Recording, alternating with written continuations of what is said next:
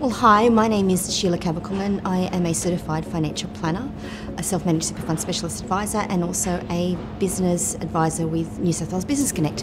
My practice is called Wealth Forum, and I am self-licensed. So the typical problem my small business clients need to resolve is to not actually be poor while they're running their business, to have a level of cash flow that actually sustains them financially now, but beyond that to actually grow that cash flow and that profit so that we can take it out of the business and start building some wealth within the family structures that they're using. I help them solve that by fusing their personal life goals with what it is that they want the business to actually achieve or what it needs to achieve.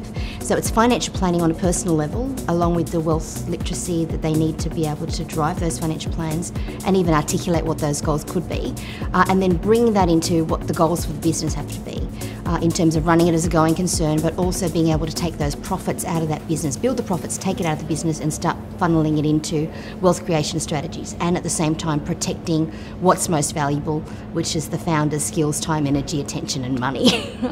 So it's that fusion of business and personal financial planning. I find that particularly when I'm dealing with startups, they are so excited about the marketing, their business, the skills that they're going to bring to the business, and they don't necessarily pay a lot of attention to how they're going to create the income. Are they pricing properly? Have they factored in all of the costs of running a business? Have they factored in all the contingencies that could happen and all the, the freak events that could happen as well? And then from there, making sure that as they transition out of employment into self-employment or, go from side hustle to a full business, are they going to be able to protect what they've already built? And beyond that, it's not necessarily about protecting what's already there, we've got to grow it. If someone's looking for someone like me, the first place they should go is to make sure that their financial advisor is actually listed on the Financial Advice Register, which is on moneysmart.gov.au. And that's the benchmark that we've set for ourselves as a profession to make sure that we're all qualified and you're able to actually have that conversation with one of us. And beyond that, it's just to understand who you want to work with in terms of the skill set that they're going to bring and the problems that you want them to solve. And I don't necessarily think I solve everyone's problems as a financial advisor, and I'll pull in a risk specialist, an estate planning specialist, someone who wants to deal with someone who's a specialist in aged care. So I do see my role as someone who can project manage a person's journey around wealth creation.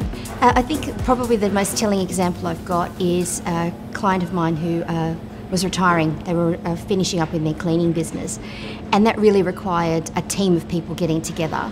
Obviously I had the keys to how they wanted to live their life in retirement as they'd sold their business, but we really needed to pull a team around, well, okay, how do we make sure that if anything happened to either of them, that their estate would be able to live on, because they were the first generation that actually built up a decent amount of wealth. We then also had to do some reviews around how we were going to get that business revenue, sold and moved in. So that moved into their wealth in their superannuation fund. So that did involve conversations with their accountants and their tax advisors. We needed to involve commercial lawyers as well with the sale. So it really was a team effort. And on top of all that, they were going through major lifestyle changes as well, which involved a travel agent.